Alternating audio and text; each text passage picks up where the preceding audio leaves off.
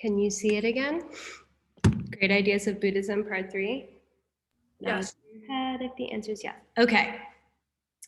Fifth and final aspect of what we're going to cover in this course is really beautiful. It's like how to relate with all different types of teachings. So when my teacher wrote this, he said, seeing all views.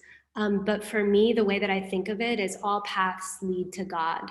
You start to develop this dexterity that anything that anyone does and anything that they say, whether they're Buddhist or not, okay, whether they're an asshole or not, you actually understand, you start to build this technology in your mind to convert what they're saying into something that's useful for your practice.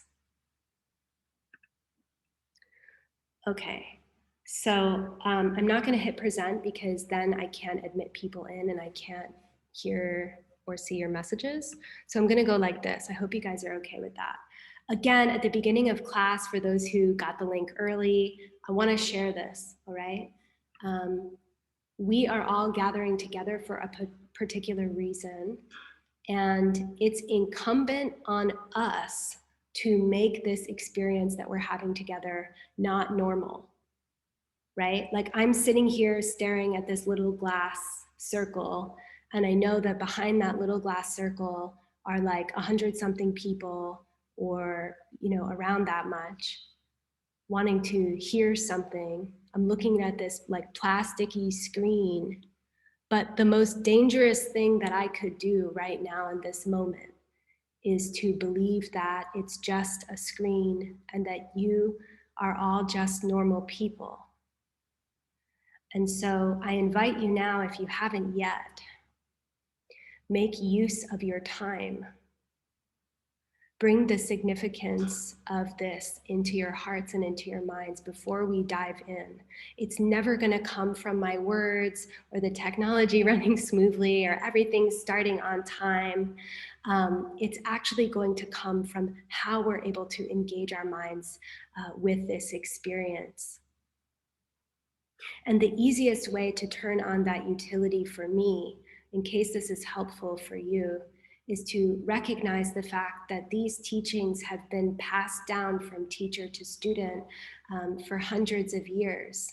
And just by sitting in this class, whether or not you feel particularly serious about learning or studying Buddhism, know that you learning these ideas right now, you now have the responsibility. If you get anything good out of what the Buddha taught, out of what Master Shantideva taught, out of the words that are coming out of my mouth, it's now your responsibility to share that goodness with another being. So if you have to think about all the people that you haven't met yet that this class can benefit, maybe try to bring them into your mind and attend this class as a messenger to them, right? So that it's not just about you and having a certain experience, but that you have their needs and their desires in your mind and in your heart the entire time.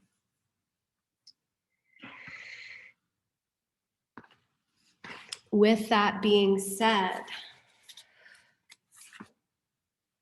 I'd like to open the class by offering a pure world, offering the mandala. This is something that I'm going to ask Gabriel, are you in the room? Can you unmute yourself and say yes, if you are? Yeah, I'm here. Yes. Gabriel, I'm so sorry to do this to you, but it's Gabriel's birthday. Happy birthday, Gabriel. We're not going to sing the whole song for you, but I am going to request that you offer a pure world to all of the Buddhas for our sake, for your sake. The Mandala Prayer is a bribe to receive teachings. It's like showing the Buddhas the result of the teaching. So you're saying, hey, in my hands, I have a perfect world. Like, what does that mean? I don't know. The words to me, Great Mountain, 4 continents, I know what they mean now. But before I had any concept of what this prayer meant, I think it would be very helpful, even if it's your first class. The point of these teachings is that we're all gonna die. We're trapped in this suffering realm. And there's a guy, his name is the Buddha, and then there's some other guys that came after him that said, it doesn't actually need to be this way. I will teach you the technology that you need to get from where you are in New York City, in crazy America, with all this stuff going on, trapped in a body that's slowly like imploding on itself. And you can get to where I am. And in order to do that, you have to say, here's the perfect world that I can create for you if you give me these teachings. So that's what it is. You can imagine in your mind, what do you want the world to be like? And then offer it to all of the holy beings, or whatever your concept of a holy being is. Try to hold that in your mind as we say these weird sounds at each other. Okay, I'm gonna mute myself for just a moment, and then Gabriel, if you wouldn't mind.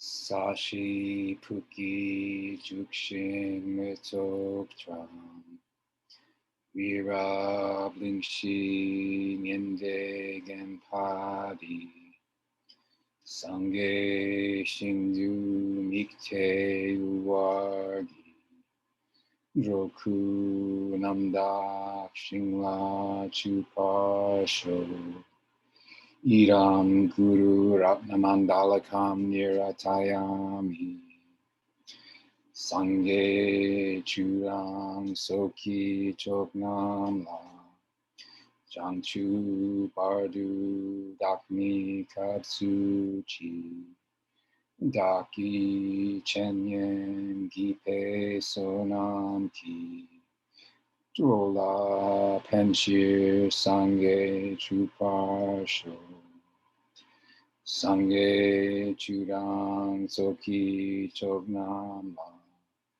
Jangchu Bardu Dakmi Kapsu Chi Daki Chenyen Gipe Sonam Ki Rola Penshir Sange Jupasho Sange Chudang Soki Chognam La Jangchu Bardu Dagni Kapsu Chi Daki Chenyen Gipe Sonam Ki Drola Penshir Sange Drupasho.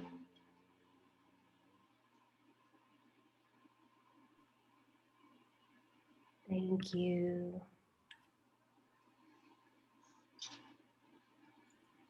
So we offer a pure world to the teachers that we think might exist. Hey, if there's a solution, I'll give you the result of this. If you just give me these teachings, and I'll give you a perfect world in exchange. And then this next prayer that we just did is, it's saying over and over that these teachings, they protect my mind. They protect my mind. And then if you have some association with this practice, it's reconnecting to all of the times that these teachings have protected your mind.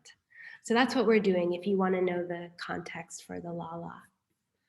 Okay. Wonderful. Okay, I am not going to mute the chat, but I'm going to ask that you do not chat unless it's something super important, because I'm going to try to not, I'm going to try to actually utilize the presenter mode. So this is the first class of this third part of the Great Ideas of Buddhism. I'm giving you a little title. Okay, tonight we're going to talk about anger, we're going to talk about God, and we're going to talk about joy. And all of these things will make sense together, I promise you. But let's start with a question to the students who are returning. What text are we studying right now? Can someone unmute themselves and share if you remember what text we're studying? Is this the Diamond Sutra? Nope. Sorry, I don't know who that was because I can only see a few of your faces. It is not. If you are returning to this class, I hope that you know the answer to this question. Let's try one more. Is that Abhidharma Kosha? No. It is not. We are in the Bodhisattva Charyavatara, which is a very long Sanskrit way of saying the guide to the Bodhisattva's way of life. It's a book that says, hey, do you want to be a saint? I'm a saint. I'm going to tell you how. And Master Shantideva did that in 700 AD. This is an old teaching. The story of Master Shantideva is extremely beautiful. I want to give you just a super abbreviated version. Okay. So Master Shantideva was at one of the most prestigious monastic universities of all time. Okay, Nalanda. And all of the monks made fun of him. They called him Mr. Three Thoughts. He was really quiet. He kept to himself. And they said the only thing that Master Shantideva ever thinks about is eating, sleeping, and pooping. And so he was the guy in Dharma class who everyone thought was like the stupid one. And if you've been studying Dharma for a little while, you know that you have certain like judgments about the other students. So the reason why I share this is because it's super beautiful. This one day they like challenge him to teach. And they say, oh, hey, like, you know, it would be really funny if we get this guy to like give us a holy teaching or whatever. And they're like, oh, Master Shantideva, give us this holy teaching. And he's like, are you sure? And they're like, yeah, do it. And he's like, okay. And then by the end of the teaching, all right, long story short, he's levitating off of this throne. The monks are all freaking out because it's the most beautiful thing that they've ever learned. And even to this day, there's debate as to whether or not there is a 10th chapter to this teaching, because only the monks that had clairvoyance could understand what he was saying. Like your karma had to be so good to even hear the words that he was saying that there is still to this day debate about the actual composition of this text. So if that's at all like cool to you, like if you like, what's that? Like when you bet on the horse that isn't gonna win, I forget what that's called, but you know that kind of story. The underdog. The underdog. If you like the underdog stories, then you should root for Master Shantideva. So anyway, they got the stupidest looking person to teach, and then he taught this beautiful thing. That's what we're studying, okay? And we're also, this course is not only based on that original text, which is called a root text, but it's also based on a commentary called Entry Point for Children of the Victorious Buddhas. Code there, right? Children of the Victorious Buddha is a bodhisattva. We'll get into what that means. And it's written by one of the main disciples of Tsongkhapa. So for those who are interested in understanding and knowing where Three Jewels gets this stuff, it's not out of thin air, okay? There's this guy, Tsongkhapa.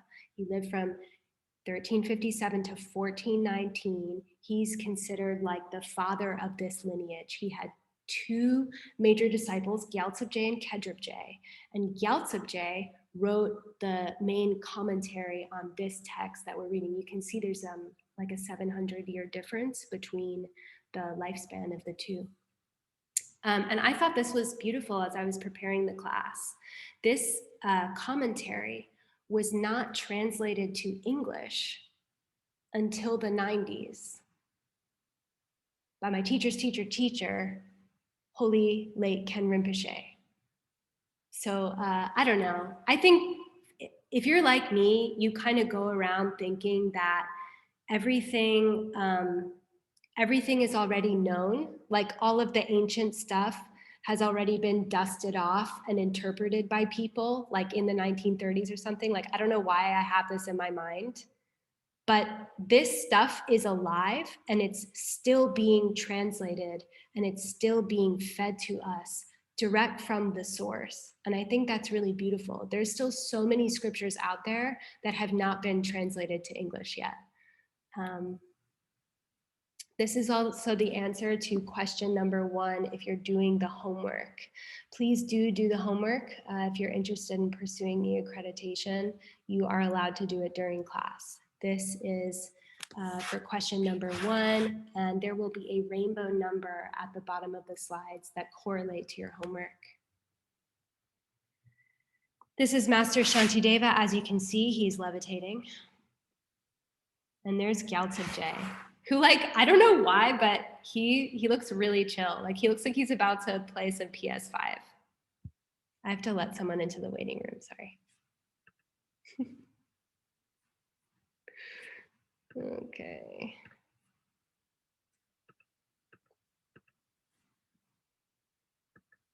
All right. Cool note on this text. Can you send me a hand-raising emoji if you have done the purification meditation at 3 joules? Yes. Sarah's saying yes. She literally teaches it. Okay, so the purification practice. This is so cool. It actually comes from this text. So in this text, I'm about to say a bunch of stuff to you that's going to make you feel like, oh no, I burned all my good karma. So they say that there's all these things you can do in this sacred text. They say, listen, you've done a lot of good stuff. It's going to bring you a lot of good stuff. But guess what? Every time you get angry, you're burning. See the burning field? You're burning all your good stuff every time you get angry. And so some Buddhist heard that and said, you know, I bet if I can burn all my good karma, I can probably burn all my bad karma too. And then they sort of devised this method of purification. It's called the 4 forces. If you want to try it out, it's beautiful. You learn it in the meditation teacher training. You also learn it with Sarah Blackburn Mondays at 9 a.m. Is that right, Sarah? That's still right. Okay, good. Okay. So at this point in the training, we've already covered a lot of this text. It's okay if you're just jumping in now, but I want to show you where we're at in this text. The Bodhisattva Charyavatara, it covers something called the 6 perfections, which are 6 main practices that we can do. You can do them as meditations, you can do them walking around in your world to transform you, to transform me from a Buddha, from a normal human into a Buddha. It's this thing called the 6 perfections. So Master Shantideva kind of goes through these in his text, but he teaches them a little bit out of order. So on this slide, you can see on the left-hand side, this is actually the order of the chapters in the text that we're reading. Okay, so we've already gone through benefits of the wish for enlightenment, how to purify bad deeds, which is what I was just talking about, called shakpa, acquiring the wish for enlightenment, using carefulness, guarding awareness. This should ring a lot of bells if you've studied meditation before, because these are the same words that we utilize in how to get to a useful meditation practice. Right now, tonight, perfect night for this, we are going to talk about anger, and we're going to talk about joyful effort, and we're going to talk about concentration. So if you look on the right-hand side, these are the 6 perfections. Generally, they're listed: giving, ethics, not getting angry, aka patience, then joyful effort, concentration, and wisdom. Master Shantideva did something a little bit different in that he took what we've learned, what a lot of us who, if you've taken the courses in order, have learned as giving, as the first one, he went and put it at the end. So we actually start with ethics. So anyway, kind of cool. Maybe you don't care, but this is what we're covering tonight. Okay.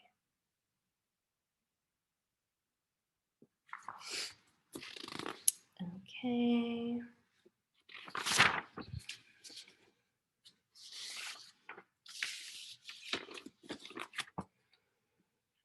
You guys can put your hands down.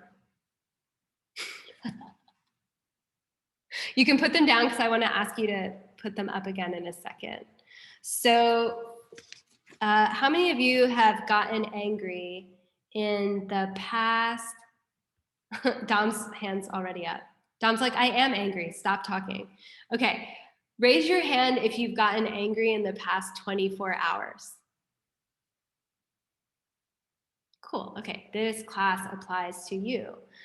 There's also certain people that say, you know, I don't really get angry at other people. If you have a habit of getting angry at yourself, still counts. So I find that this teaching is pretty universally applicable. Okay. So we know that anger is an uncomfortable experience, right? I mean, you know that. No one wakes up in the morning and says, I want to feel angry today. I mean, you just don't. And we also know we can perceive this in our lives. There's a direct experience of anger that we dislike. We don't like feeling it. It destroys our relationships, right? Ruins our day.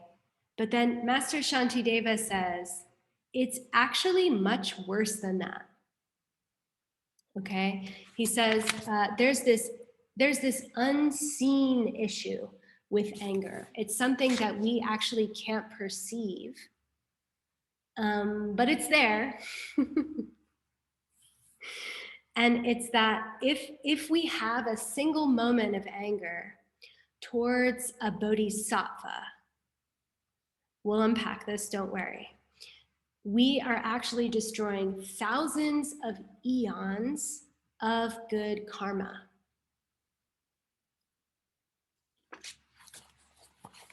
How is that landing for you? Okay. What is a bodhisattva? Can someone unmute and tell me? A bodhisattva is a person who has bodhicitta, and bodhicitta is the wish to become fully enlightened for the sake of all beings. A+. I think that was Allison Perry, even though I can't. Yes. Okay, yes, it awesome. was. Thank you. There's some terms that it sort of behooves us to learn when we're studying Buddhism, okay? Bodhicitta is like this wish.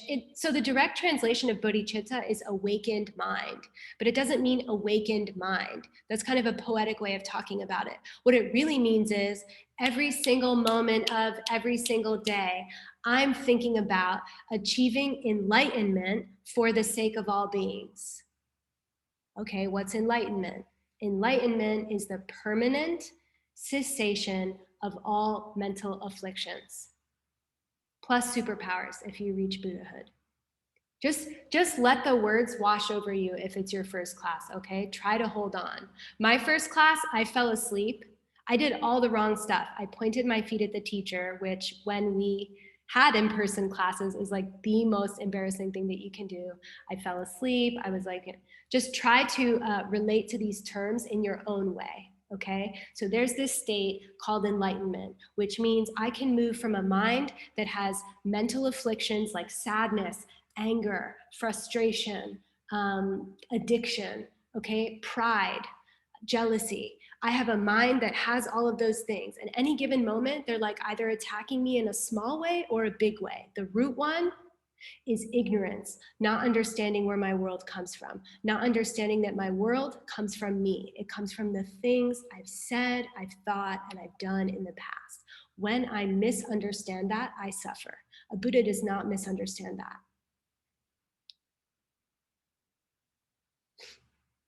And this teaching says there is a way to get from a mind that's filled with all of those afflictions to a mind that is like clear, single-pointed, understands exactly how and why reality is appearing the way that it's appearing. And it's not just like boring. I thought that being a Buddha was probably boring when I first learned about it, but it's actually like the highest, most beautiful bliss. And they're saying that you have to want that. If you want to be a bodhisattva, you like that word, you want to be one, you have to want that bliss, not just for you, but for everyone. And you have to think about it all the time.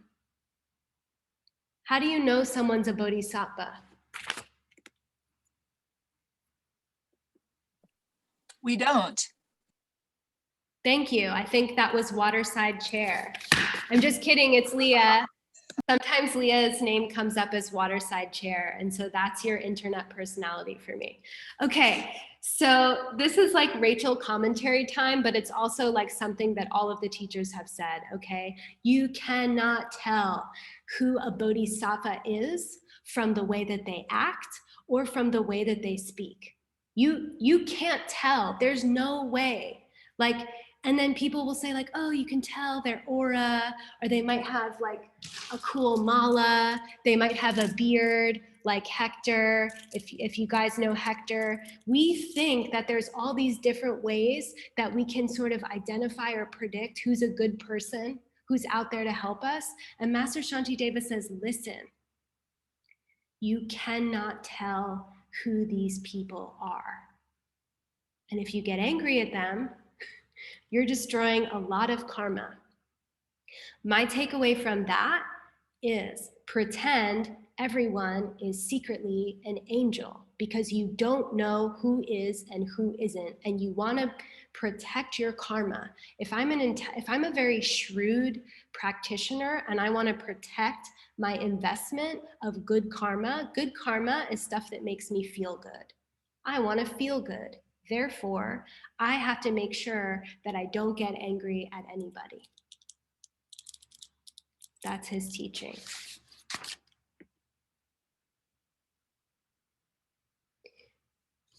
I like this one. This is from another course, but I thought I would put it in there.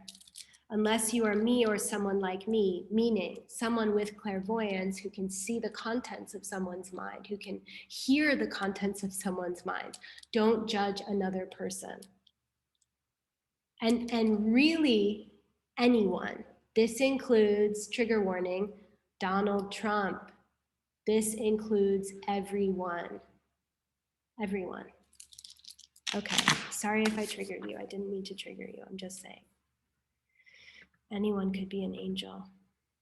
Okay, Jolie, are you here?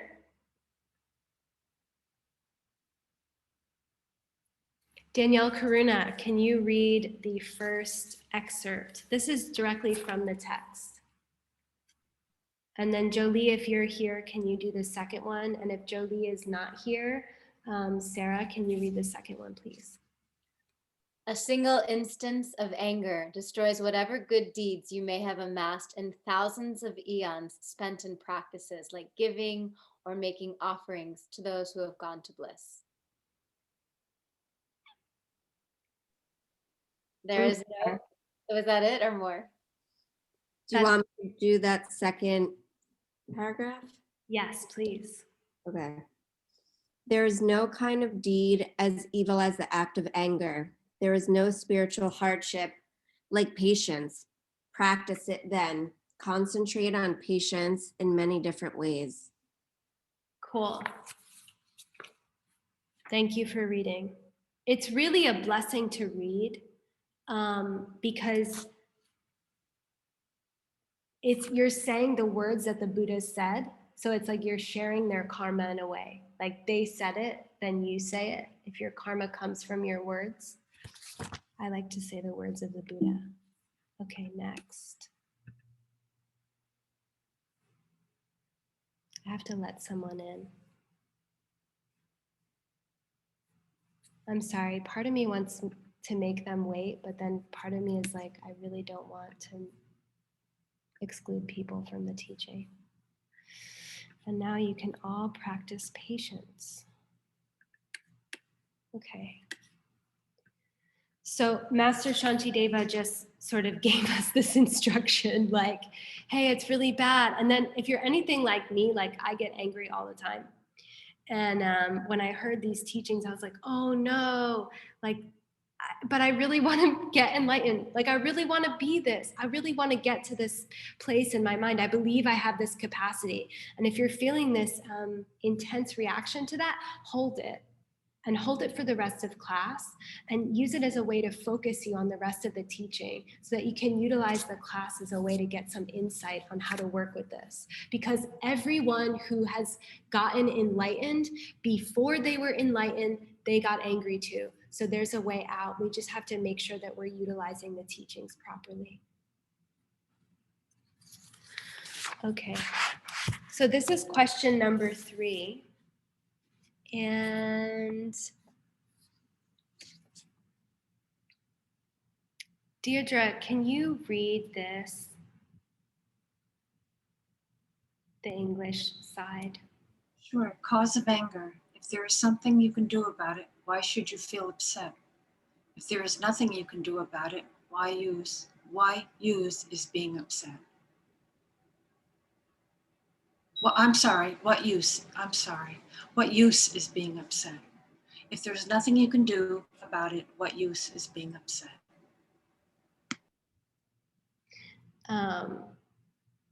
So this is really cool, right? It's pretty elegant. He's just saying, listen, if you can change the thing, if you can fix the thing, if you can do something, don't get angry. You don't have to get angry. Don't destroy eons of your karma. Just do the thing. And if you can't do it, don't get angry. Don't destroy eons of your karma. It's pretty nice, right? Not necessarily easy to practice. That's question number 3. Okay. Now we have to talk strategy. If we're in agreement that anger is bad and that we don't want it, side note, not that what anger shows us is bad, but that the experience of anger harms us and that the result of anger harms us. So we want to avoid that, okay? And if you have questions about that, we can talk about it later. So he's saying we have to watch our minds in this particular way, like try to see what happens right before anger. There's this state called upsetness. This is Santi's favorite word. If you guys know my partner, I'll be like, you are so angry right now. And she's like, I'm not angry, I'm just upset. Upset is not angry. It's a step. Sorry, Santi, I love you. She can't get angry now because I'm teaching this. So I can like bait her a little bit. And actually I'm being so gracious by allowing her to practice patience. We'll get there in the teaching. Anger is always preceded by being upset. There's this state called upsetness. Before that, it's like feeling a little off balance. It's like losing your joy. So when Geshe Michael Roach taught this in the 90s, which I recommend that everyone who's interested in this stuff listen to his teachings from the 90s. They're so beautiful. And he said, listen, you have about 5 seconds to identify that this is going on in your mind so that you can prevent anger. You have about 5 seconds to realize, oh, I'm falling off of my joy. I'm getting a little bit upset. Boom, in anger, can't control it. Like the fight is over. Another 1,000 eons sprayed with the fire hose and just totally destroyed. You know, Sarah's laughing because she knows. And she's laughing because she knows that I also know that it's extremely difficult, right, to control. Once you're in anger, it's extremely difficult to say, oh, wait, they're a bodhisattva. It's like almost impossible, you know? Even if the sentence goes through your mind, wait, they're a bodhisattva, things have begun that like you can't, you know, the train has left the station, so to speak. All right. I'm seeing if I have anything else to add. Hector wrote you have 10 seconds in his notes. So Hector versus Geshe Michael, how many seconds do we actually have? Okay. This is the progression. I'm losing my joy, I'm off balance, I'm upset, now I'm angry.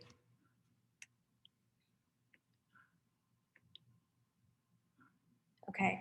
Oh wait, no, I don't want to show you that yet. Just look at the halos for now.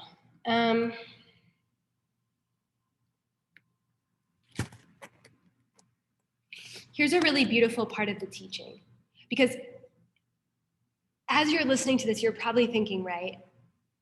You're probably applying it to times in your life where you felt anger and you're like, yeah, but that person punched me in the face. That person took advantage of me. That person disagrees with my fundamental right to exist and be okay. You know, that's coming up for a lot of people right now, right? With what happened at the Capitol. So what do we do in those situations? Like I could say, oh yeah, Santi annoyed me one day, haha, practice patience. But what about when shit really hits the fan? What do I do then?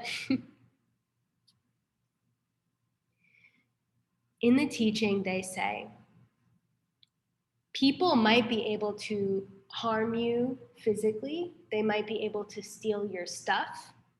They might be able to do all sorts of horrible things, but they cannot affect your karma. No one outside of me can affect my karma. What's karma? It's a movement of the mind and what follows. It's a way of saying that I have these experiences stored in my consciousness that ripen into goodness, badness, happy, sad, abundance, lack, cancer, long life, good relationship, and so on. No one outside of me can affect how my karma ripens for me. They cannot affect my karma. And so they're saying it doesn't matter how much they harm you, don't let it, in your response, don't affect your karma. Like that's the big one, you know? So don't get angry. And then, this is cool. These are inspirational images from my Pinterest.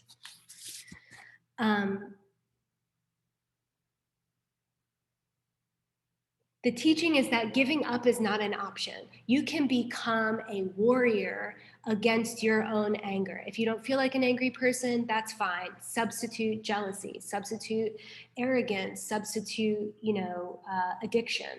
Become a warrior against your own mental afflictions, against the things that truly harm you. The things that truly harm you are not those shitty people that are doing those crazy things. It's your karma. How do I know that? Because people can be doing crazy things and I have a certain experience of it. My friend has a different experience of it. If my experience is much better, their experience is much worse. Where does that come from? It's the same exact instance and moment in time. That's my karma. And they can't change that for me. So I have to become a warrior for my own karma. I have to defeat my own anger because that's what harms me. So these are some inspirational images. And I think it's a little bit helpful when I'm already like amped up. Instead of being like, oh, just be calm now. I'm like, instead of being angry at you, let me take a hard left and be angry at my own mental afflictions. And that energy, that very strong energy, like that self-righteous anger of like, I didn't deserve that. Why are you talking to me that way? Just go in the mirror. This is like what Geshe Michael says. You go in the mirror and you look at yourself in the mirror and you say, don't talk to me like that. How could you have done that? And you talk to your own anger because the battle is with the anger, not with the other person. Letting a couple of people in, if I can. Admit all. Okay. Next slide. Okay. Okay. To continue the warrior theme, okay, patience is a state of mind. And Master Shantideva, this is also a homework question. Master Shantideva says this really beautiful thing. David Cutler, can you read this, please? Some people, warriors in battle, become even more ferocious when they see their own blood spilled. Other people, cowards, faint even at the sight of other people's blood being spilled. There is no difference in the blow that caused the wound or the body that took the wound, only in the states of mind of the respective persons.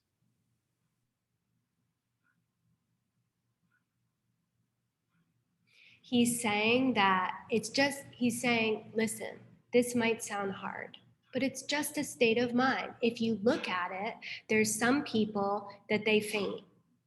And then there's some people that get like even more ready for battle. So it's just a state of mind. You can cultivate it. He said, you can cultivate it too. You don't have to be this certain type or that certain type. It's a state of mind. You can grow it. The cool thing about this quotation for me also is when I remember learning this for the first time, and what my mind is adapting it to is like, you can see that there's a negative karma coming up. And remember, karma just means movement of the mind. You can see that there's some negative stuff happening in your life. And then some people, they're like, oh no, this is so terrible. I have to like lounge around and watch Netflix for 20 hours to cope. I need to like tweet about this and like just wallow. And then there's some people that are like, oh, mental affliction. And then they just keep going. And it's like, get ferocious when they show you like a taste of themselves. When your mental afflictions kind of like, they show you evidence that they're there, cut them down. Become like a warrior. Cut them down. That's the only thing you can ever go to war against anyway. Those are the things that are affecting your karma.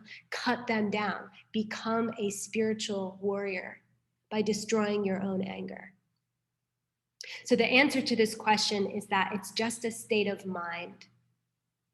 It doesn't matter. The worst thing that you can imagine, your most triggering thing, he's saying because it's a state of mind, you don't have to have that reaction to it. You can cultivate, there's another way. You can cultivate another way.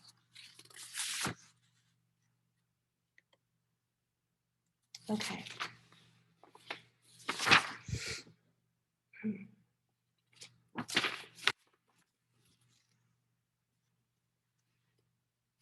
I'm just checking my notes to see if I have anything else for you on that. Okay.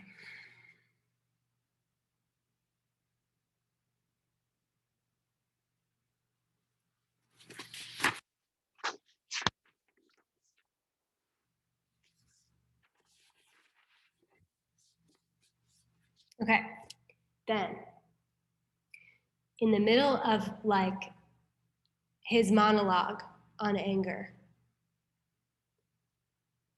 Master Shantideva is like, hold on. We have to talk about God. We have to talk about the meaning of life. We have to talk about why we're really here. We have to talk about what's really going on.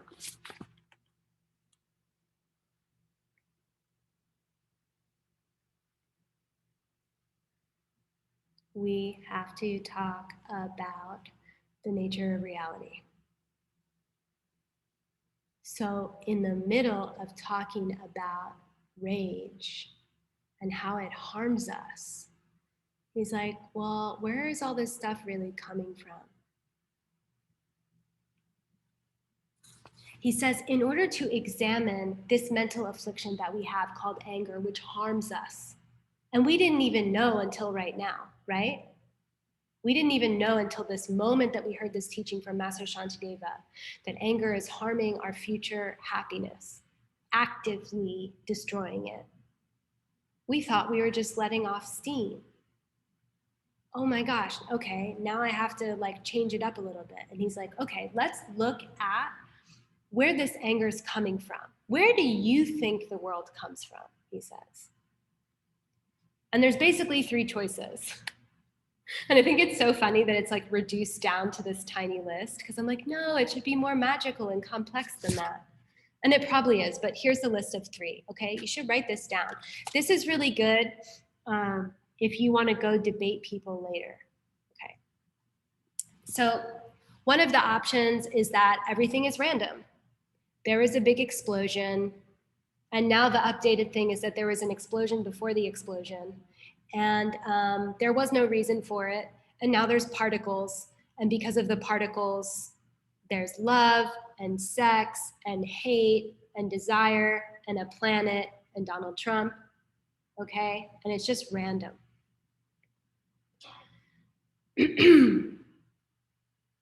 Option number 2 about where the world comes from. There is a God that made the world and created everything, including good things and bad things. And she's totally compassionate, but she created cancer for children. And no one created her, she created herself.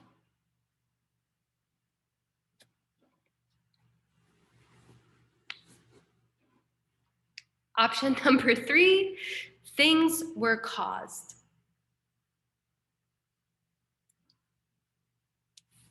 If the first 2 were true, he says, we couldn't reach nirvana. We couldn't reach a point where our mental afflictions stopped. And we couldn't become enlightened. It would just be random.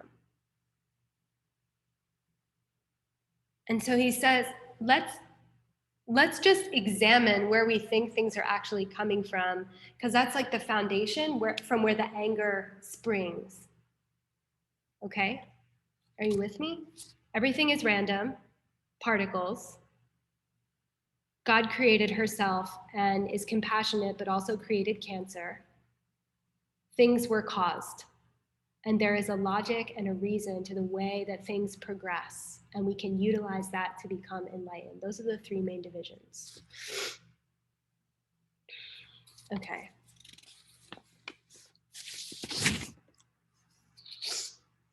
Now we talk about the unmoved mover. We're not going to go too deep into it, but this is good to know. And when you go back and you do the full course, if you decide to do the full 10 classes, for the Bodhisattva Charyavatara, it's actually 30 classes. If you do the full 30 classes on the Bodhisattva Charyavatara, you will get very detailed about this stuff. So here are the questions for the homework. Write it down. And it's saying, could an uncreated, unchanging being, like Atman, okay, in Hinduism, but then you can also just think God. Again, this is very general. Could God have created themselves? No, God would have had to change to create themselves. You can't be an unchanging being that has created yourself, because to create yourself, you must have changed to create yourself. That's the logic there. Good? Okay. Can an uncreated, unchanging being ever produce something else? Could an uncreated, unchanging being ever create anything? No, you can't produce something if you haven't been produced.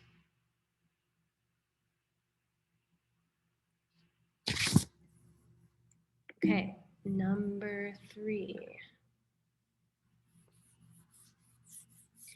Could an uncreated, unchanging being ever be aware of any other object? The answer is no, because it would have to be simultaneously aware of all objects at the same time. I need to let someone in.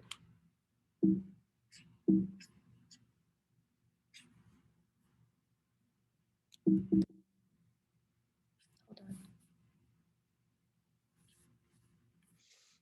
I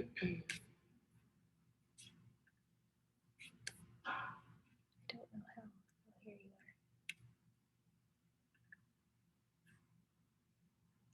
are. Okay, we're still on God.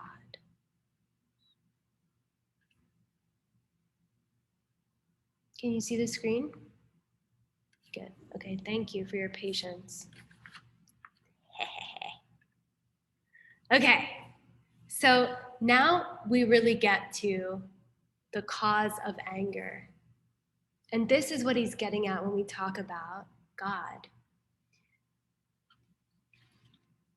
We're getting to be able to understand where our anger comes from and where the thing that we're angry at comes from. Like, where does the world come from? Where does my boss come from? Where does my partner come from? Where does my partner's reactions come from? Like, where do all the Trump supporters come from? Where do all the people that disagree with the Trump supporters come from? And why do they believe what they believe? And where does that come from? How is that produced in my world? I need to know because it's causing me pain. I need to know. I need to investigate it. And where the objects and situations that make us angry come from. So we're asking about things that are very close to home, right? Let's examine it closely, where these things come from. Okay. Okay. Why is it that we want to know where this stuff comes from? Because I hear a lot of people talking about spiritual bypassing.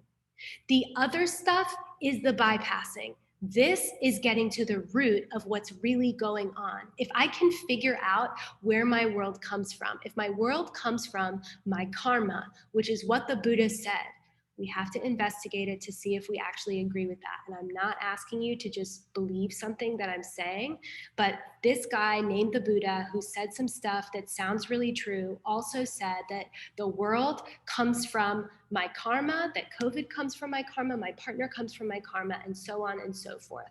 If it's true, if it really is true, not just some spiritual la-la like thing, but if it's actually true that everything in my world that hurts me and hurts the people that I love, all the way down to the cancer that's going to kill 90% of the people that we're friends with, you know, if that stuff comes from karma, I want to learn how to destroy the root of that. And so this is the opposite of bypassing. This is going to the root. This is actually removing the crux of everything that causes pain. And Master Shantideva says, listen, the stuff that makes you angry, it doesn't just come from nowhere. It doesn't just happen randomly, okay? It comes from another moment in the past. It comes from another instance of anger in the past. It's not random that you're mad. It comes from a previous moment of being mad. And we want to know that because we want to stop being mad. And if we can figure out how to stop being mad, we can figure out how to stop being all the other things that we don't want to be, right? I can't tell from your faces how you feel, but I hope that it's working for you. Zoe and Zoe's mom are giving me the thumbs up. Thank you. Okay. Let's talk more about the causes. Okay. Causes of anger. So I love this. And you know, when you're an advanced Buddhist, you can utilize this in an argument with your romantic partner. And you can say, don't be angry at the stick. Don't be angry at me. Be angry at anger. And I'm going to teach you how right now. Okay. Here's his example. If a person hits you with a stick, should we be angry at the stick? Should we be angry at the person that hit us with the stick? Or should we be angry at the anger that forced the person to use the stick to hit me? What's the real cause? The direct cause of our pain is the stick, obviously. I got hit in the head with the stick hurt my face. But we don't get angry at the stick, we get angry at the person. But what really controls the person is the anger. So Master Shantideva is like, you should get angry at the anger. Because the person couldn't control it. Once the person, and we all know this from experience, right? Once you're angry, it's really hard to say, I'm a good Buddhist, I'm not going to do that. It's really hard. So we should be angry at the anger that's controlling the person. They're helpless. They're a victim of their own anger, just like I'm a victim of their anger. I should be angry at the person's anger. I know that it sucks because I possess that emotion in my mind. I also have it.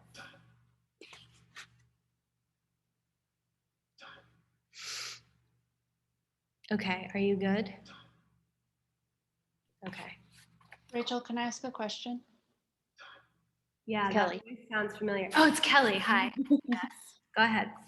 Maybe you're going to get into this, but what about you're the one receiving the being hit by the stick? So like your own karma to be in that situation. Like I think you're talking about the person who is hitting you. No, And I'm they're- talking about me getting hit by a stick. So when you say we should be angry at the anger, Yeah. are you referring to your anger or the person's hitting you's anger? It's such a good question, because if we're studying the whole karma game for a while, where we probably know to say, oh, it's my karma that there's an angry person and they hit me with the stick. Right? Is that kind of what you're getting at? Yeah, it's a great interpretation. Master Shantideva is giving us another way of looking at it in our mind. And it's actually really beautiful because it aligns really well with this spiritual warrior thing. Like, why does anger get to control us? Like, what? Who said? I didn't say. I didn't choose this. They didn't choose this, that poor asshole that just hit me with a stick. They're going to get hit with a stick now if karma's true. They're going to get hit with an even bigger stick. Okay, I just got hit with a stick. Like, get angry at the anger, he's saying. It's a nice way to move the mind, you know? And then ultimately what you're implying, Kelly, is absolutely right. And that's purification. It's having regret for having planted that experience. What Kelly's getting at, because she's been studying these courses for a little while, is that I couldn't have experienced this moment of being harmed if I hadn't done harm in the past. So I should be angry at the harm that I did in the past. But I think that talking about it that way, I think that sometimes we can fall into like getting angry at ourselves for having done something. And I think Master Shantideva is like protecting us a little bit, if I had to guess. Because if you've been trying to do this stuff for a while, like if you've been, forget Buddhism, but like if you've been trying to be a good person for a while, and you say like, hey, listen, it aligns with my values, like I want to be really patient. Like growing up, my mom always said that my dad had the patience of a saint for dealing with me and my sister because we were insane.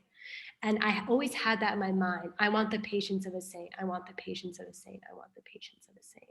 But it's like you can say that, and then it's like it's a road to get there. And we have to be very careful to not direct the anger at myself for not having known any better at the time. Like I shouldn't get angry at myself because anger is using me like a stick. Instead, I should get angry at the anger.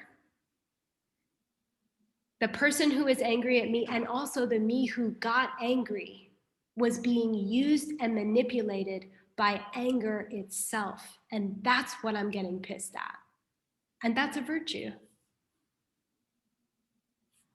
Okay, we'll keep going. And then we can visit that, we can revisit that in a moment, but I want to get through this a little bit quickly because I want to go into the breakout rooms. And because we started late, I'm going to abbreviate the breakout rooms so that we can still end on time. And then I'll stay for about 15, 20 minutes for additional questions. Does that sound okay for you guys? Yeah, okay, good.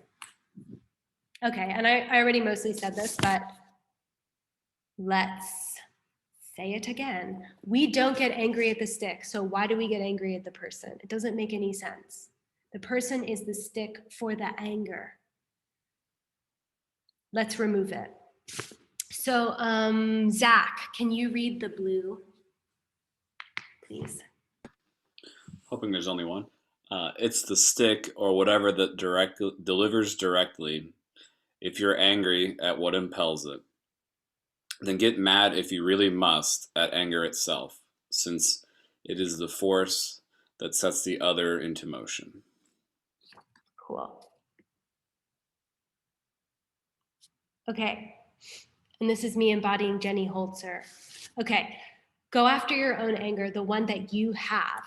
Don't worry about the other. He's saying, the next time someone gets angry at you, and it's really beautiful if you can ever get to it. It's really hard, but if you can get just a moment of it, if you can just get a moment of it before you yell back or before you stomp away, just taste how this feels.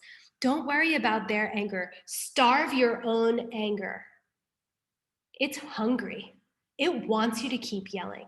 It wants you to hate that person because it wants to grow and grow and grow and grow and use you and use you and use you like a stick, like a little inanimate object. And he's saying, starve it, don't let it win. Destroy the anger. And I don't know, that's cool for me.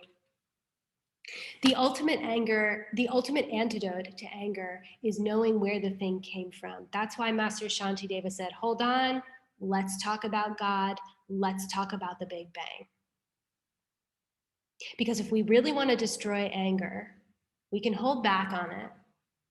But if we understand where things come from, including the anger, including the thing that makes us angry, including myself, my experience of myself, if I can understand where all of those things come from, it's like cutting it at the root. And all of the branches are anger, jealousy, pride, stinginess, addiction, okay? Racism, violence. These are all the branches of the samsara tree. And it needs ignorance. They need ignorance to grow. And so if you cut it at the root, all of the rest of it will die. And we have the power. If it's true that the world is coming from us, we don't have to wait for anyone else to decide that they want to change the world and they want to use their power for good. We can change the world. If the karma thing is true, then each of us in this chat room, oh my God, it's 1998, in the Zoom call, have the power to actually change the world. Because if you change the projector, if you change what's in the projector, then the image will change. We don't have to interact with the illusion. Okay? If we know where things come from, we can change the world. That's what I'm saying. I'm not going to go on. Okay. Boom. That's us punching the car window of anger. Okay, how do we do this? Okay, it gets even worse. And by that, I mean it gets even like more profound and beautiful. Okay, he says, the angry person, and listen, okay, now all of you, when you come to 3 Jewels and you see people being so nice to each other, you're gonna be like, at least one person is doing this practice. They say, you meet a jerk, cherish the jerk. Cherish the opportunity that this person who crushed your heart is showing up in your life as the opportunity for you to create what you have always wanted. Okay, we'll get into it. We'll get into it. And hold on one second because someone else, oh, it's Nikita's coming in. This won't happen next class because we'll do it from the 3 Jewels account, but the 3 Jewels account got locked. That's why we had to do the new link. Rachel, really quick, somebody asked a question in the chat and they mentioned if it was Melissa, and she said, if you're getting anger at anger itself, then aren't you still getting angry? And I think there's another word for that. It's not anger, it's what?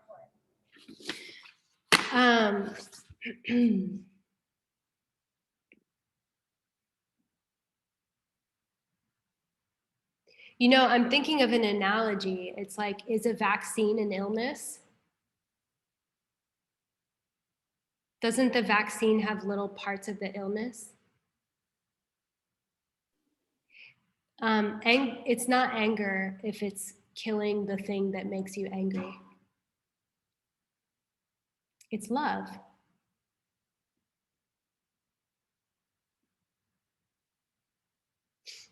Okay, we'll go deeper into it and I'll address that more. So, a jerk walks into your life. Someone hurts you. Someone breaks your heart. Someone lets you down. Master Shantideva says you should cherish the opportunity. And he's not saying, you know, be a martyr, be masochistic. He's not saying. He's saying, whoa, cool. Now I'm going to practice the good stuff. It's easy to be patient when there's nothing to really be patient about. Being patient isn't sitting and waiting for the bus nicely with your hands folded on your lap. It's not getting angry when you're supposed to get angry. It's when someone is doing something like bad, and like you and all your friends look around and you agree and you look in each other's eyes, wow, that person is a dick. You say, whoa, this is an opportunity for me to practice the advanced Buddhist stuff that's going to turn my mind from the mind of a human into the mind of an angel. And I want to become an angel. There's something very attractive about that to me. I want to be a Buddha, the one who woke up. I want to wake up from the dream. I want to bring everyone with me. I want to achieve bliss for the sake of all beings. I really want that. Like, think about it. Do you really want it? Do you really want bliss? Do you really want your mom to have bliss? Do you really want your aging dog to have bliss? You know, do you want that? Then when that asshole comes up to you, you're like, all right, advanced Buddhism right now, I'm going to love you because I know that that starves my anger. And my anger hurts me and it hurts others. So Master Shantideva says, the people who give us a chance to practice, this is another thing you can say to your partner. I have a lot of experience in this. This is another thing you can say to your partner. I'm giving you the chance to practice patience, Santi. Master Shantideva says, those who give us a chance to practice patience are relatively much more rare than poor people. He means it like poor people, people who don't have money.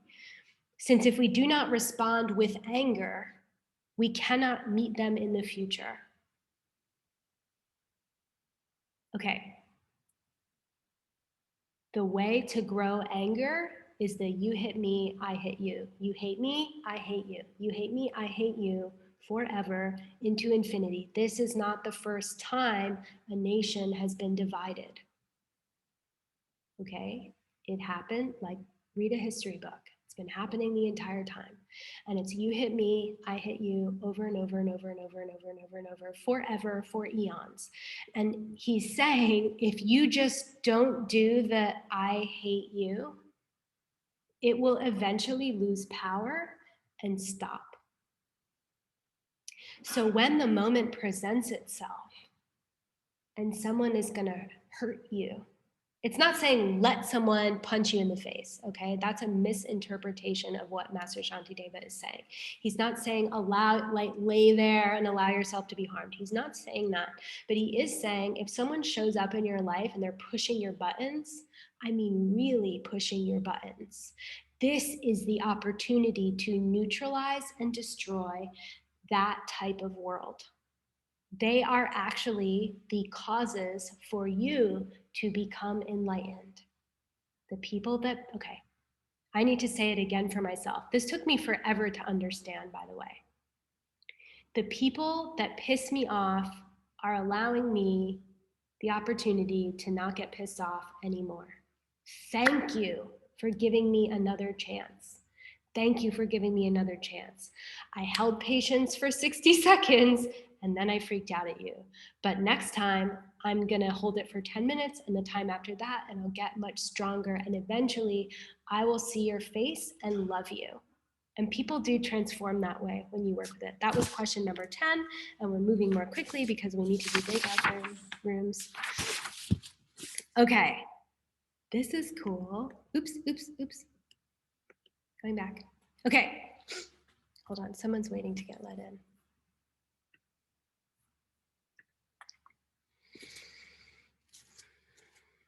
So this is literally the homework question. Name the single highest method of repaying the kindness of the Buddhas. And I think that that implies, like if it follows directly after the previous question, I think he's trying to say that the people who are making us angry, like are Buddhas. And he says, listen, they're showing up, they're bothering the hell out of you. Sorry I'm swearing so much. This is just how I am. I'm gonna try to not swear so much, but I'm just really excited. They show up, they bother you, and they're the Buddhas. They love you so much, you know? Maybe think that the next time someone's bothering you. And really what they're doing is they're handing you this secret code gift. It's like this precious gift that's wrapped in this bizarre way. You're like, why does it look like this? And they're like, no, don't worry, I'm a Buddha. I'm giving you the chance. I can't tell you I'm giving you the chance, but I'm giving it to you. Just take it, just take it, just take it. And they're saying you have to love them while they're doing that. It destroys your anger and it brings you to enlightenment. And then how do I repay them for that amazing gift?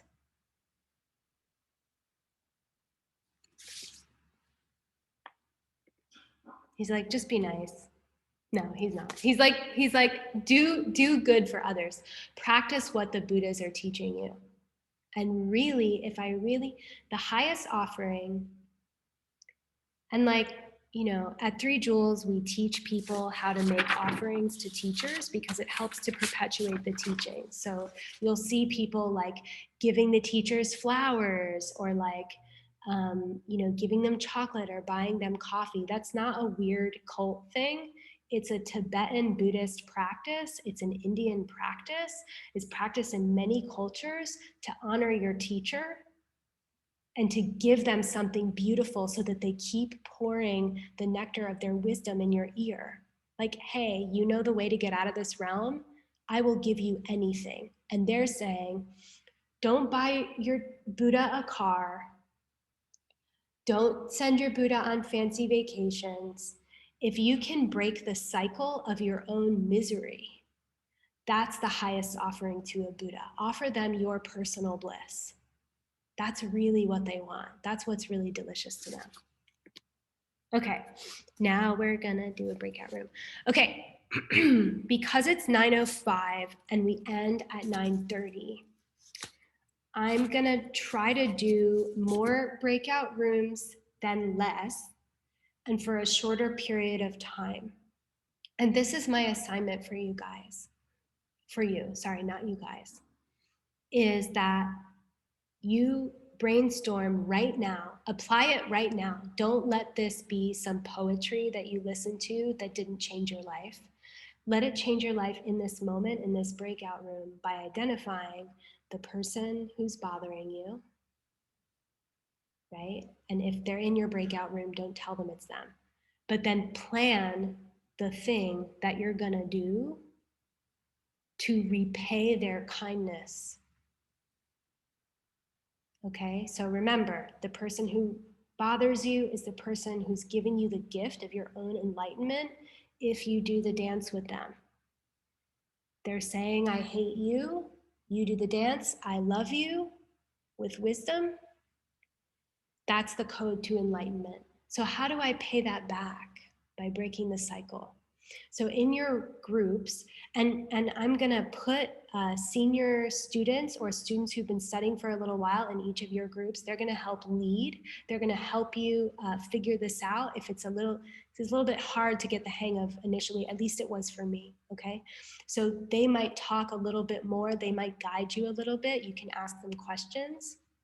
And we'll do till 9:20. And then there's a couple more questions. After that, I'll speed through them and then we'll close. Does that sound good? So we'll go from 9:07 to 9:20, and I'm going to sort you in the breakout rooms now, if I can. Okay, stop sharing your screen. Did everyone get a picture of this? Do you know what you're doing? Yes, and Sam put it in the chat too. If Oh, people thank you. copy and paste it. Sharing the screen. Okay. Okay, hold on.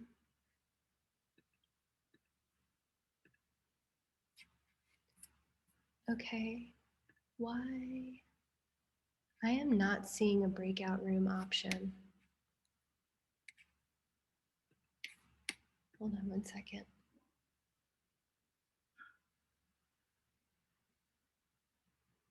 Hey, Santi, can you come in here and just check and see? It might not be on this account. Yeah, might not be. Ugh. Okay, that's fine. We're gonna adapt. It's not under participants. Okay, so we're gonna do something even more intense. Do you wanna do that? Does anyone have one that's like really effing hard? Okay.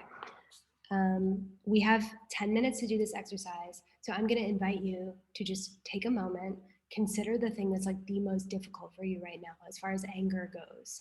And then I'm going to ask 2 or 3 of you, depending on how long these exchanges take, to actually share it with the entire room rather than the breakout rooms, which we will do next week. Again, this was just a blip because we're not using the 3 joules. We're not using the 3 joules account. So I'm going to give you just a minute, consider it, and then recognize that sharing it publicly is actually, if you've studied Shakpa, if you've studied how to destroy your negative seeds, sharing it publicly is actually a wonderful way to destroy that propensity. So I'm going to give you a moment and sip my now lukewarm water.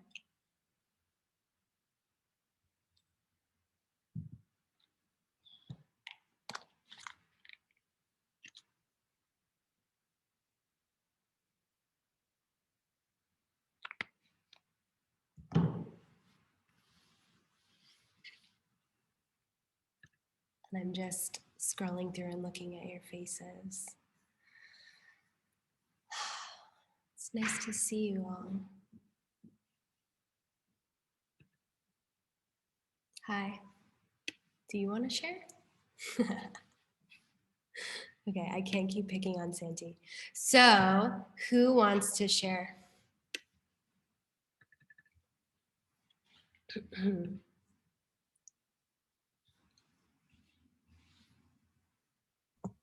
I would like to share.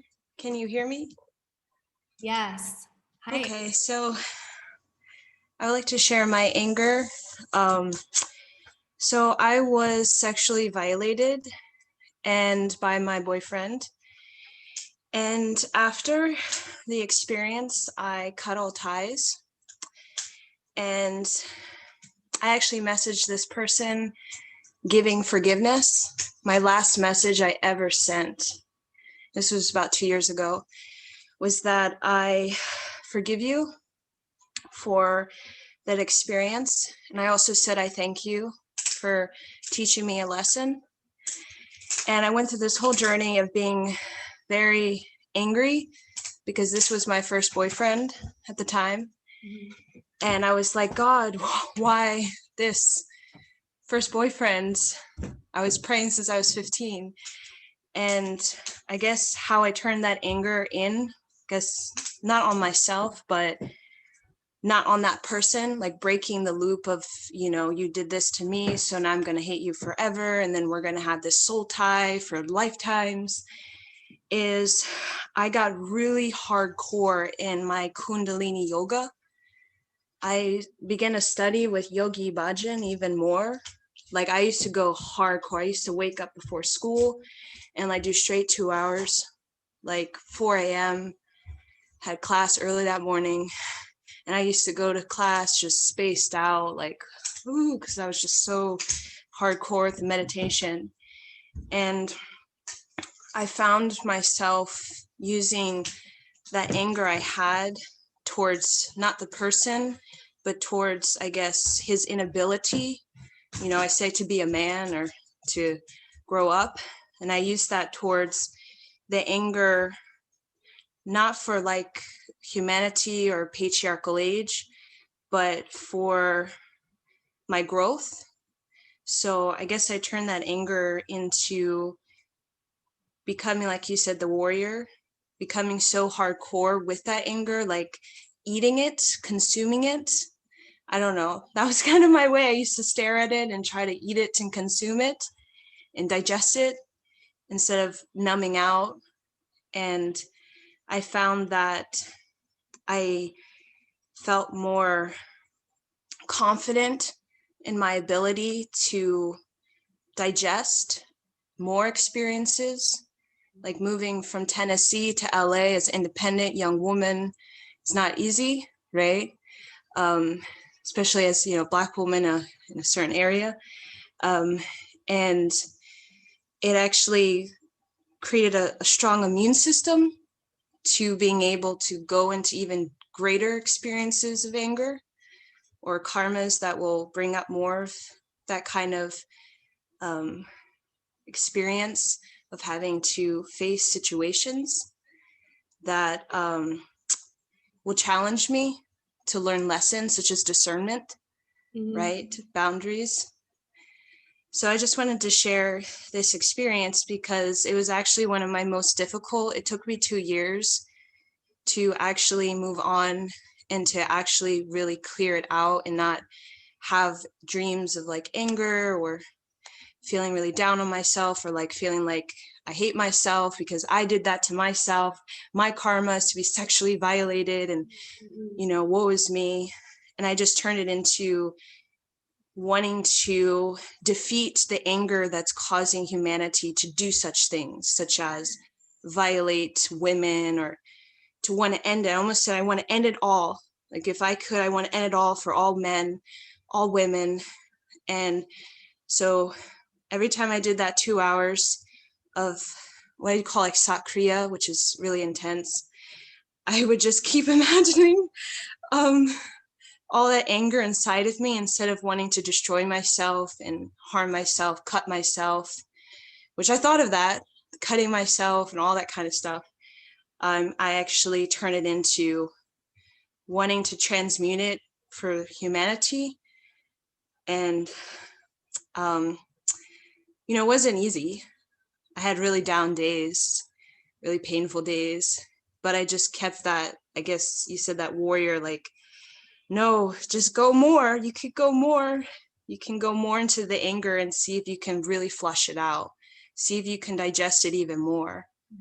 And that's, I'm still doing it. Even now, I still do my practice pretty hardcore, especially with the stuff going on. I go actually more hardcore because of the world stuff, but that's what I did, I guess. I hope I answered the question correctly, I guess. Thank you. Amy, so first of all, thank you for sharing with such honesty.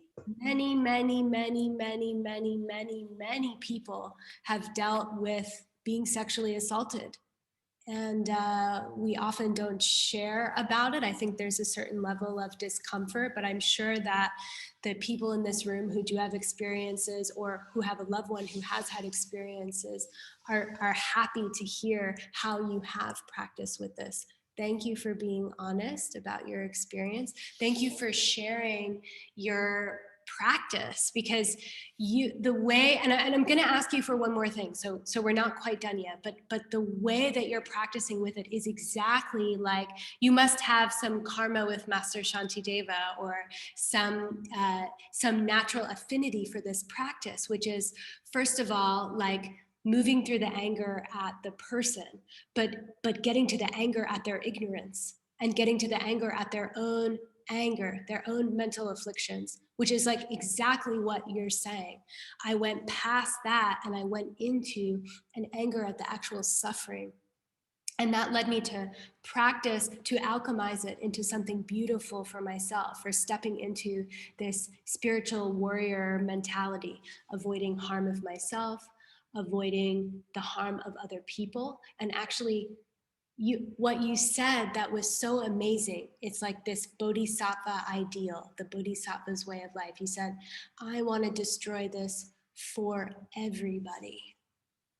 I want to destroy this flavor of pain or pain for everybody. And that's going to fuel my practice. So that's really awesome. It sounds like you're already doing the thing that I'm asking, which is how do we repay the kindness of these teachers who give us the opportunity to flip our world? These negative experiences are teachers. I'm not saying that someone who harms you is necessarily a teacher in their head as they're harming you. But the way to alchemize that experience is recognizing that it can turn on exactly in the way that you're describing it. And you're talking about a very advanced application of this practice. I'm grateful that you are, because it is true that these very teachings are supposed to cut to the root of our trauma, of our fundamental pain. We can start by using it with a boss that's mean to us and a friend that we're jealous of. We can start there, but really, actually, and with the guidance of a teacher, you said you were studying with Yogi Bhajan, with the guidance of a teacher who has been there before, we can start to apply these things to deeper and deeper experiences of pain that we have had in our life. So what I want to reflect about what you said, which is so cool, is that the way to repay that lesson that you were able to extract is actually by breaking the cycle itself, which is the utility of that practice when you're having it in your mind as you're doing your Kriya, which for those who don't know, Kriya is a type of yoga, Kundalini is a type of yoga. Kriya is like, it's almost like a repetitive movement that you do, and then you can keep something in your mind as you're doing it over and over, very physically exhausting. Kundalini is yoga for warriors, and like it's a very profound, beautiful share. It's your first time with us? I've been here a couple classes, but I just started just recently. But yes, I've been on maybe before the winter break. But yes, just like you said, I think for me, the kindness was the last message I gave to this person. The day after I was thinking of like getting sterilized and all that kind of weird stuff. I actually said, I forgive you and I wish you well. And I thank you for the experience. And basically, I was letting not him get, the free pass or whatever, but I was actually praying for his evolution, that he as a man may have the opportunity to grow and to recover, right? Not to kill himself or all that madness, but to grow, recover, and to evolve. So maybe one day, not in this life, maybe next life, who knows, can maybe have a chance to be free of that infliction or that pain or suffering that he's carried. So thanks for your comments. Yeah, I was going to say, Amy, if you haven't, as we've been chatting, please do scroll through the messages. I think the other students in the class are sending you some appreciation and some love. So thank you so much for sharing. I'm taking a look at the time, and I want to go through some questions on joy, if that's okay with you all. Yeah, and maybe if we have time next class, we can kind of work through this exercise again. Okay, I'm just finding my presentation.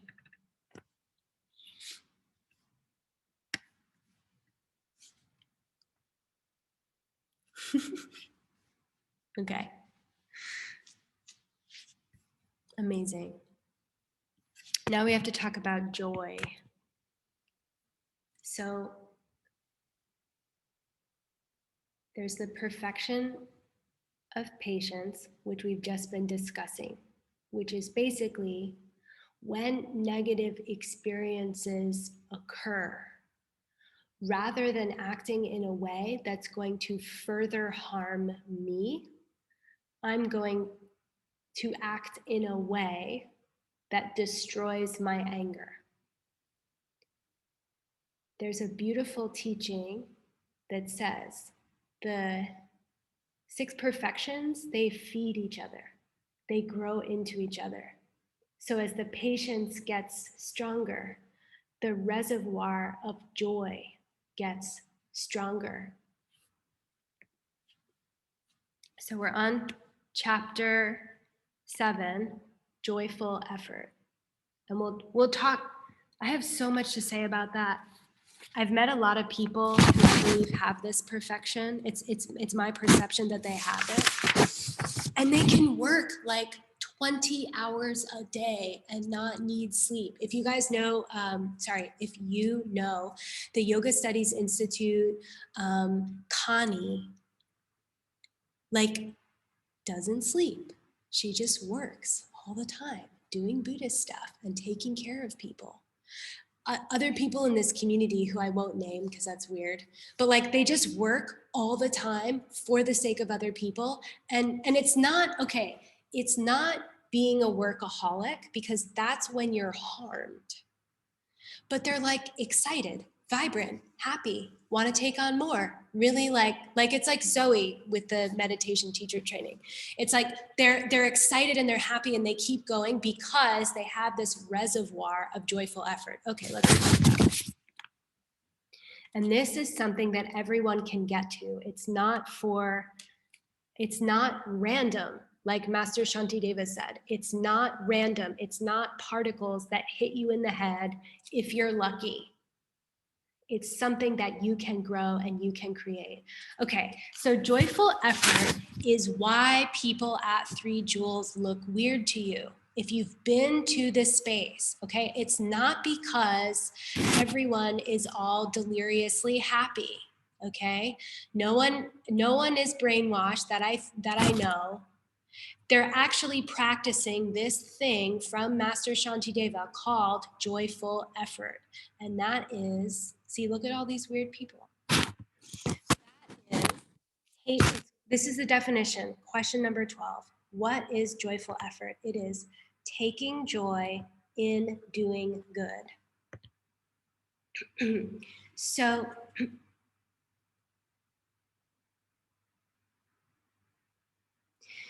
you become addicted.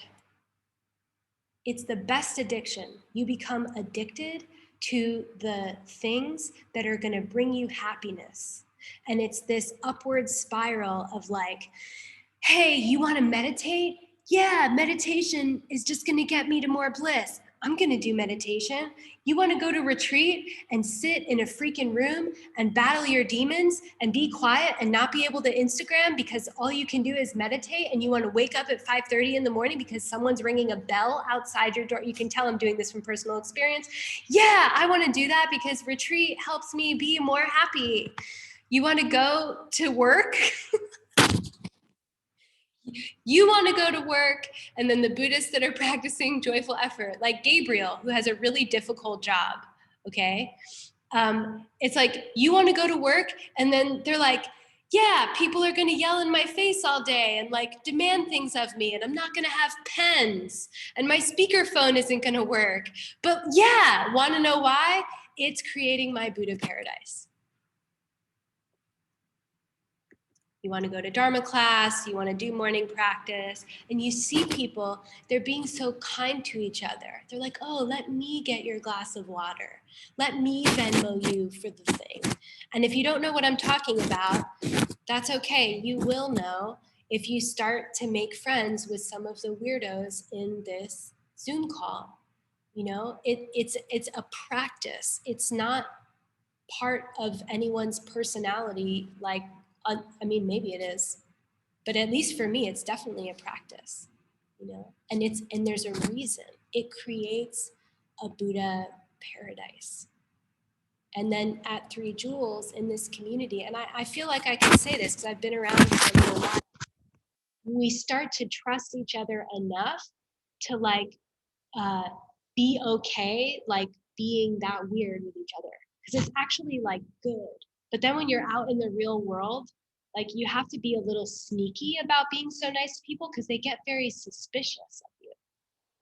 Like I was very suspicious when I met my teacher. I'm like, there's no way someone like this is actually that nice. You're probably manipulating me for something. Like, what do you really want? And then after a while of testing it and testing it, you're like, oh no, this is like a stable way that people treat each other. And I think, you know, spaces like 3 Jewels and other sanghas is the word, other spiritual communities that come together, there's this sort of agreement that we're actually doing this practice. It's not that people don't have afflictions. Trust me, they do. Okay, but it's agreeing to utilize this practice called joyful effort, which is taking joy in doing good.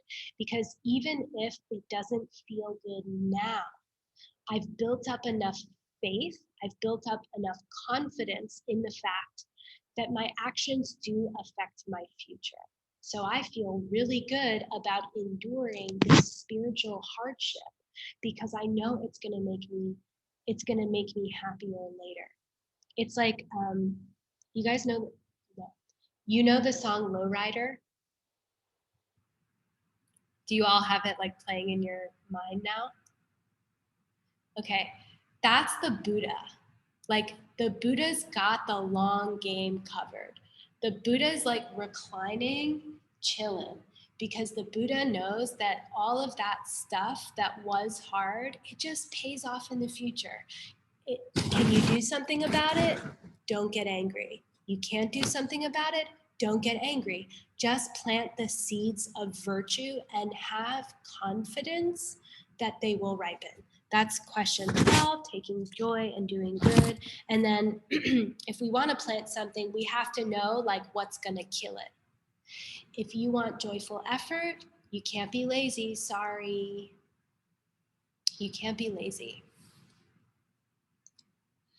This type of laziness is the laziness that it's not like a shaming thing. It's like, don't just not do your practice.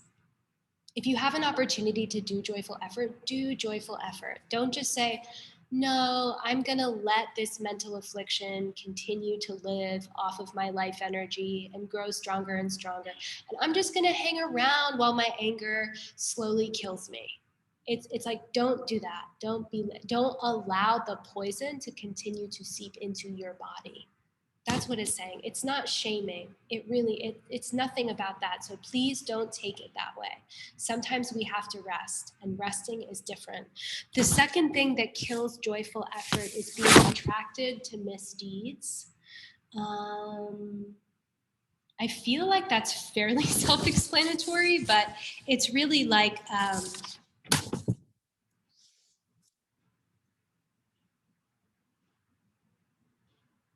I keep thinking of alcohol and drugs. It's certainly not the only misdeed, but it's something that we've talked about a lot, right? Especially in the context of Buddhist Vinaya or vows. Okay, and it's like, no, but like, you know, I really want to like have this fun time. I need to like do these substances. My mind is altered, and then I'm more likely to do the thing that I promised myself I wouldn't do 4 drinks ago. Or being attracted to various other misdeeds. We can go into that, but you really just need to write on the paper, being attracted to misdeeds. And then the next one is getting discouraged.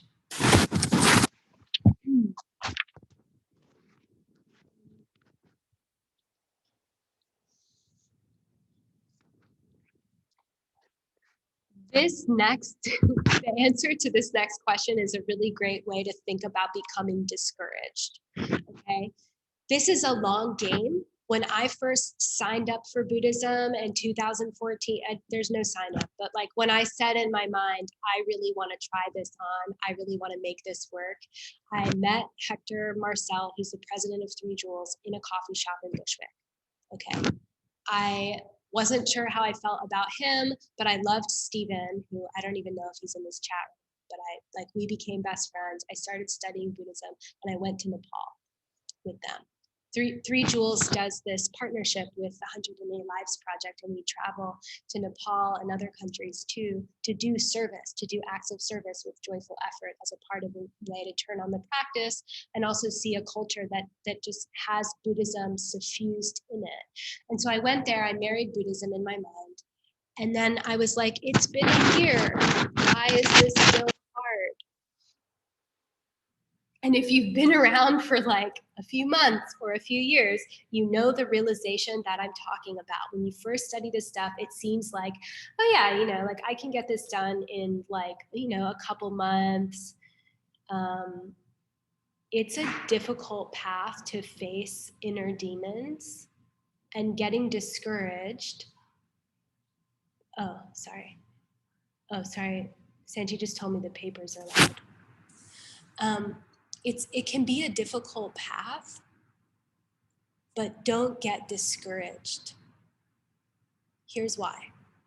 We have this thing inside of us called Buddha nature. It is not a small Buddha statue that's inside your heart that you uncover later. Buddha nature is the emptiness of our minds. And I'll explain this if this is the first time you're hearing emptiness. We have to teach it every class. It's like part of the whole shtick, but it's also what turns the teachings on. Buddha nature is the emptiness of my mind, which is the exact same emptiness of the mind of an enlightened being. Think of the Buddha, and if you can't think of the Buddha, think of the best person that you know. Like, think about like Mother Teresa or the Dalai Lama or like, I don't know, different social justice activists that you admire, artists that you admire that like have that personality that you just want to put inside your head and lock in there. Think about those people, their mind, all of their minds, the Buddha's mind, Jesus's mind, Moses's mind, has the same part of their mind called emptiness that you do. Each of our minds possess this quality called emptiness, which is the lack of an inherent nature, which means that my mind can become that mind. Okay, so then you're writing down Buddha nature is the emptiness of my mind, which will become the essence body of a Buddha. It's like my mind has no essence inside of it that says shitty, angry. That's just a karma that is ripening, that must expire. The essence of my mind is emptiness. It's that there is no essence. This is the crux. If you weren't paying attention to anything else, pay attention to this. It's saying you have the same mind as a Buddha. So does an ant. So does a butcher. So does a demon. Okay? Everyone, no matter what type of body or type of mind they seem to have, can become a Buddha because their mind lacks the nature. Don't get discouraged if you decide you want to become a high practitioner and you start to see bad things come up in your mind. That's part of the process. Everyone goes through it. If you're going through it now, I suggest you read the story of Milorepa. I'll email it to you. I think Maya's reading it right now. Someone who murdered like tons of people, okay, was able to become a Buddha. You can become a Buddha.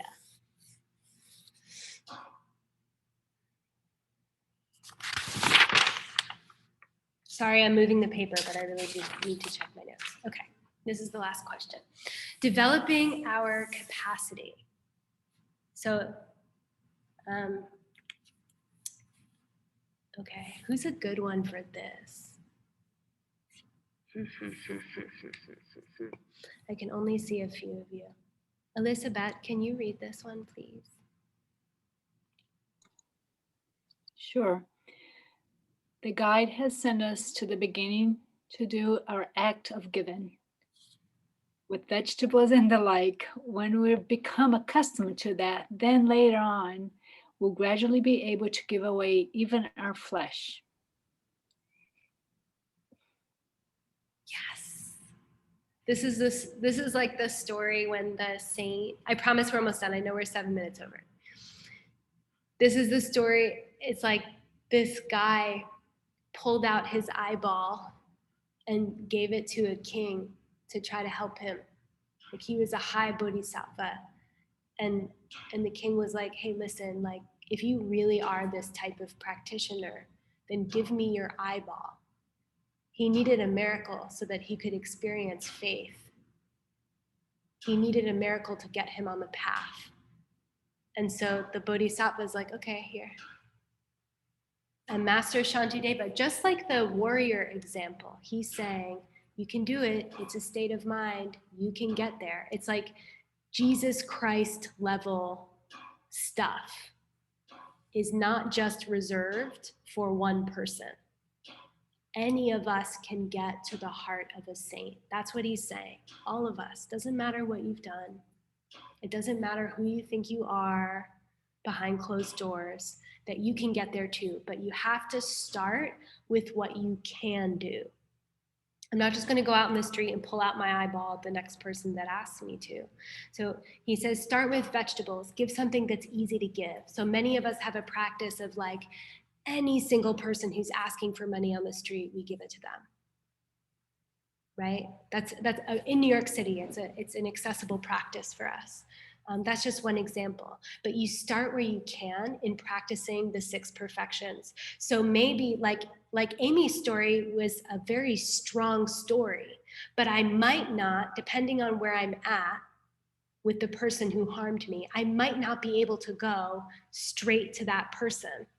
I might have to work with someone who just annoys me first, and then slowly work up to something that is a more accessible practice. Does that make sense? That's what that teaching is. Okay, we're done. I'm just giving you the summary. So I'm giving you points to take off the cushion with you, to take outside of this class, to practice tomorrow, and then Thursday we have class again. So this is how you can internalize what you're learning. Work on removing your anger. Think about where things are actually coming from. Someone's pissing me off. Is it random? Someone's hurting me. Is it random?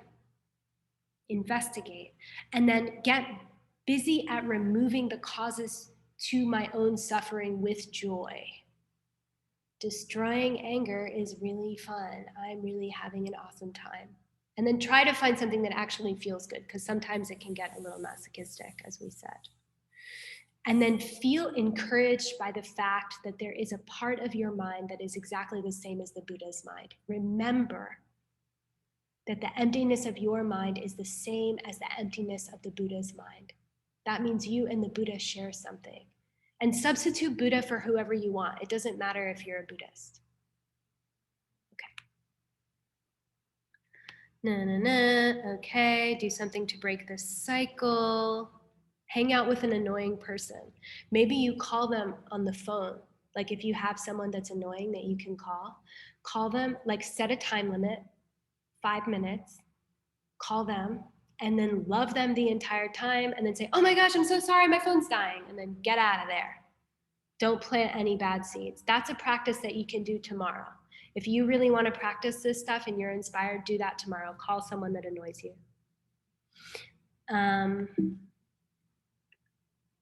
Okay, also, every Monday at 7:30 p.m., if you're interested in doing the certification for this course, or if you're interested in just doing the meditations that go along with this course, Sarah is hosting a private class that's just for the people enrolled in this course. Okay, it's Mondays at 7:30. I will email you the link in my file. I have all of your emails. I'm going to email you the link to that. Mondays at 7:30. She's going to guide you through one of the meditation components that you need. For each class, you have to do 30 minutes of meditation. Okay, that can be 1 30-minute sit, it can be 3 10-minute sits, but you have to log, if you want the certification, 30 minutes of meditation. And to support you in doing this, Sarah is holding that space. Do you all know who Sarah is? Sarah, can you just unmute yourself and say hi? Hi, everyone. Thanks so much for that. And yes, come join on Monday nights. It's awesome. We meditate, we chat. It's a good time. Sarah's the person that I call when I can't defeat my own anger and I need someone to like pour wisdom in my ear. So allow her to do that for you. This is the meditation if you want to do it on your own. Meditate on patience and joyful effort. Just hear it in your own mind, okay? Okay, I'm so sorry we're late, but I'm not sorry because it's helping you build a perfect world. So let us offer the mandala. And I'm letting Earl in for the mandala. Okay, does anyone want to do it? Just unmute yourself, reveal yourself.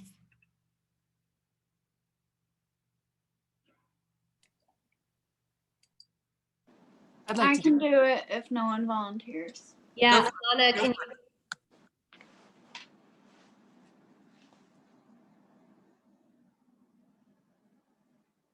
Okay, can you guys hear me? I feel very weird.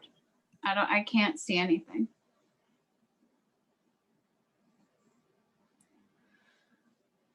Sashi Puki Jinshin Metok Tram Rira Bunshin Inde Gempadi Sange Shindu Mite Luargi Jokun Nanda Shingla Chuparsho Irang Guru Ratna Mandala Kamiyatayani Gewadi Kewokun Sunam Yashe Sok Sokshin. I'm sorry, Suna Yashe Lejungwe Dampa Kuni Toparsho.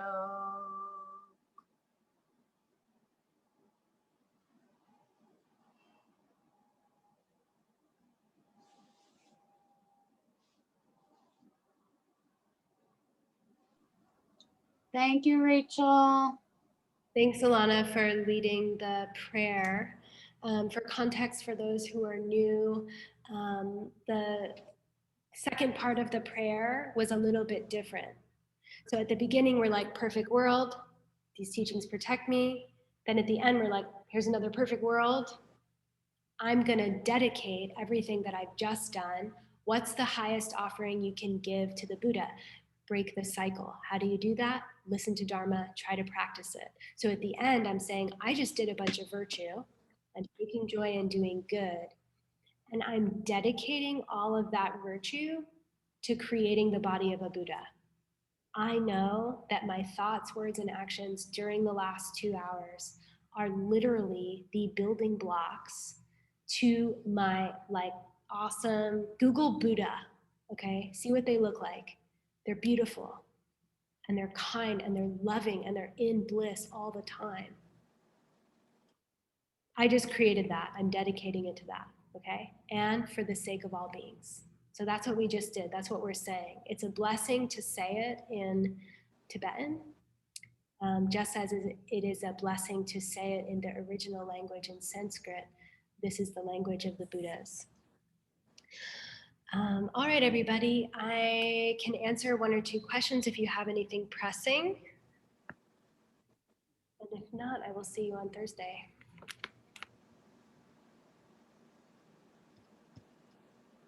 Thank you, Rachel. Thank you, Rachel. Thank you. And Thursday we'll have the whole Zoom situation figured out, and breakout rooms, and it will be much easier. Thank you so much, Rachel. That was awesome. Beautiful. Yeah, really awesome. Thank you. Thank you, Rachel. Thank you. Wonderful. Thank you. Thank you, Rachel. Yeah, it's really special to see each of you. So thank you. Thank you for showing up and letting me say sounds at you. All righty. Have a good night. I'll email you the Thinkific link. Rachel. Okay. It's okay. My Yes. mom never wants to do this. No. She is like on this chapter, but like in chapter 18, dude. She's like doing all the work. But she did the Chapter homework. 12. Chapter 12, is that in relation, is that the correlated? Is that Thursday or tonight? ACI 12 is tonight and Thursday. Okay, ask it, dude. No, I'm not. Thank you. Girl, all right, I'll ask it for you. Why you be so shy, you goofy? Do it. I can't read your handwriting. What do you call the process of going down levels through the parts and parts of the parts and so on. and so on as the method to establish what things are actually empty? Mind you, there's another question after that. That's a different one. That's a different one. What do you call the process of going down levels through the parts and the parts of the parts and so on as the method to establish that things are actually empty? I mean, I would say that that's just an emptiness meditation, but we will get into parts of the parts. We will get into that the mechanics of that in the coming classes. I actually don't think that it's next class. It might be the class after that. And that's what 10 Bodhisattva levels is as well? That's when we'll be. Okay. What about it? Oh, I don't know. If that's 2 classes from now, then we'll talk about it then. That comes later, and the Bodhisattva bhumis or levels begin after you perceive emptiness, which we'll talk about the direct perception. We'll talk about where am I on the path, and then once I do something called have the direct perception of emptiness, then I enter the first Bodhisattva bhumi. There's 10. They all have cool names, and then at some point we get to Buddha. They say, like, literally, when a seed turns into a flower, it's like there's names for all of those points. It's the same as a human, which is like a Buddha seed. And the process from a human slowly turning into an Arya, slowly turning into a Buddha in the sutra way. And we cover that here. All right, T. Thank you. I love you all. See you on Thursday. We love you. Bye.